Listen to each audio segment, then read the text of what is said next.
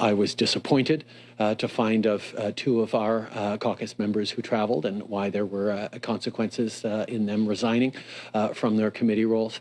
And that's why all Canadians were so disappointed to see so many examples of folks who should have known better doing things that put us all at risk. Justin Trudeau shares his disappointment after two Liberal MPs were among the many lawmakers caught out of the country while the government was advising Canadians against non-essential travel. Public health officials say with new COVID variants confirmed in travelers returning to Canada, that order is more important than ever. These broad recommendations of avoiding non-essential travel is really critical. I mean, Canadians, everyone needs to observe that.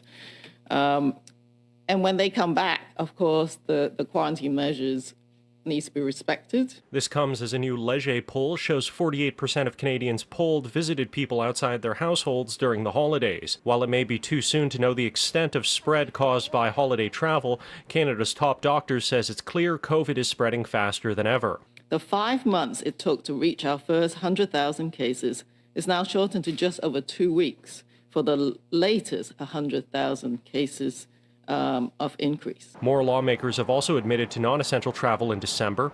Conservative Senate leader Don Plett went to Mexico just after Christmas, while Conservative MP David Sweet went to the U.S. to take care of property before staying on for a pleasure trip. Sweet previously chaired the House Ethics Committee but has resigned that job. The actions of any one person can have a positive or a negative benefit on the health situation of your neighbor. And this sense of solidarity we've seen throughout this country has been, quite frankly, really inspiring. The PM also had a stern warning for snowbirds or any other people planning to travel.